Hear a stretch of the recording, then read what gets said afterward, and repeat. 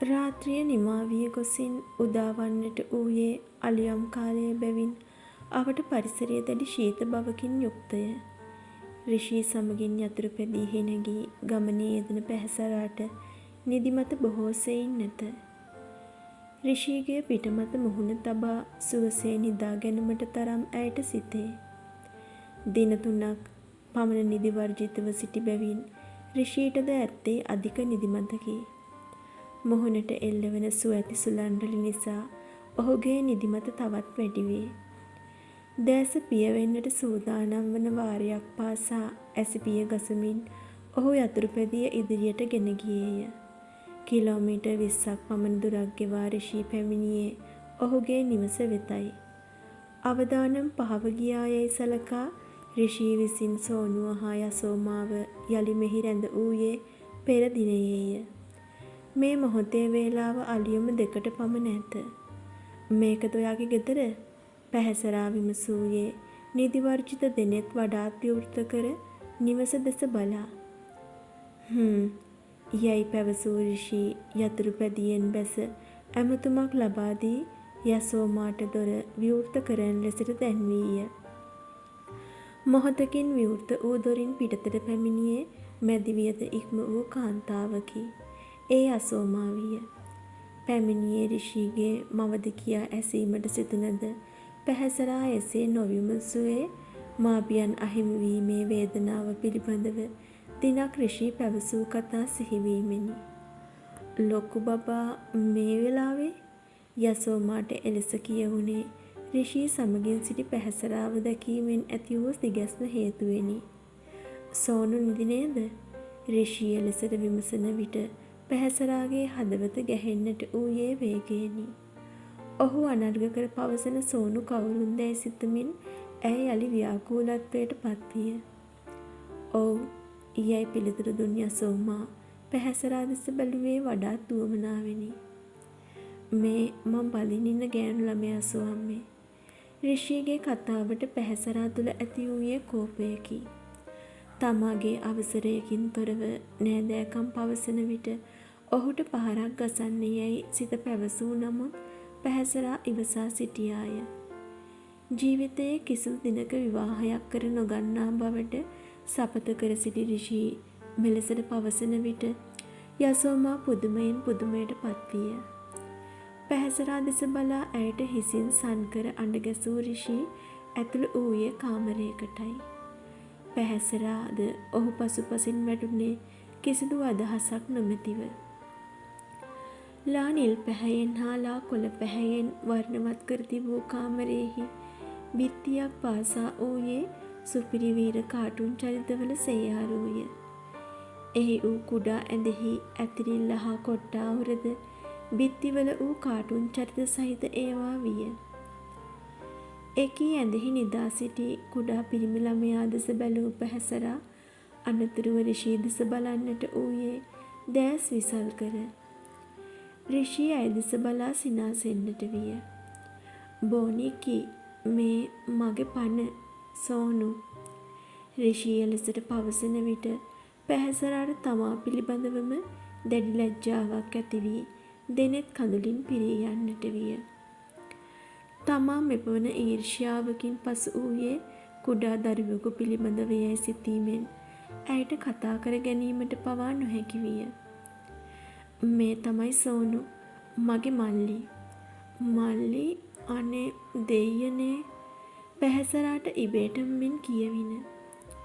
මගේ අම්මා තාත්තා නෑ බෝනික්කි. ඒ වගේම අක්කත්. අපි දෙන්නව තනි කරලා ඒ අය යන්න ගියා. රිෂී වේදනා බර හඬින් එසේ පවසා අනතුරුව කුඩා දරුවා අසලින් වාඩි විය. හරි හුරතල්. සෝනුගේ මුහුණ දෙස බලා පැහැසරා පැවසූයේ හැඟීම්බර ලෙසිනි. දැන්වත් මට කියන්න ඔයා ගැන හැමදේම මට දැනගන්න ඕන. ඇය අනතුරුව ඇවිටිලි කරේ රිෂී වෙතට දැස් යොමු කරමිනි. කියන්න ඉතින් ආදරය කරති හැමදේම දැනගන්න ඕන නේද? රිෂීගේ නිහඬ බව බිඳ දැමීමේ අරමුණින් පැහැසරා යලිත් පැවසීය. මේ හැමදේම සිද්ධ වුණේ මීට අවුරුදු 8කට කලින් බෝනික්ගේ. මගේ අම්මා තාත්තා අක්කා මල්ලි අපි හැමෝගෙම ජීවිත සතුටින් පිරීලා තිබුණේ. රිෂී ඔහුගේ ජීවිත කතාව පවසා නිම කරන විට පැහැසරාගේ දෑස් බිමට බර වී තිබුණේ හදපත්ලේ සිට පැමිණි කඳුළු දහරාවල වූ බරටය. ඇයට හිස ඔසවා රිෂී දෙස බැලීමට පවා අපහසු වූයේ මෙවැනි ශෝකාන්තයක් ඇය බලාපොරොත්තු නොවූ නිසාවෙනි. අන්තිමට මගේ අහිංසක මල්ලිගේ ජීවිතේ අද මේ වගේ තැනකට වැටුණා. මම නොහිටියනම් අද මේ අහිංසක අනාථ නිවාසෙක.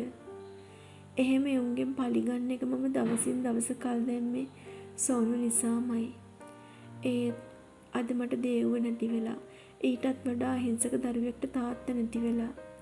ඉතින් ඇයි තවත් මම ඉවසන්නේ? තවත් ඉවසුවොත් මට තවත් දේවල් නැති වෙයි හිතෙනවා. රිෂී කියවාගෙන ගියේ තම සිත්ති හටගත් පලිගැනීමේ අදහස සාධාරණයයි කියා හඟවමිනි. අපි මැරයෝ ඇත්ත. ඒ නිසයි දෙව්ට මෙහෙම වුණේ. ඒත් එහෙමයි කියලා මට හිත හදාගන්න බෑ දෙයියනේ. අවසාන වචන කිහිපය ඔහු පිට කළේ ඉකියක්ද සමගිනි. ඔහුගේ වචන තුල ඌ බිඳුණු බව ඇසී පැහැසරා හිස ඔසවා බලන්නට ඌයේ ආදරය උතුරන දෑස්වලිනි. මේ මොහොතේ ඇගේ කම්මුල් මතින් ඇදහැලෙන කඳුළු වැල් දැක රිෂීගේ හදවත හිරි වැටී ගියේය. තමා සමගින් එක්ව හඬන්නට අයකු ලැබුණා වැනි හැඟීමක් දැනී ඔහු තුළ වූ හුදකලා බව තුරන් විය. රිෂී වෙතට සමීප වී ඒ දෑත් ආදරයෙන් අල්වාගත් පැහැසරා කතා කරන්නට විය.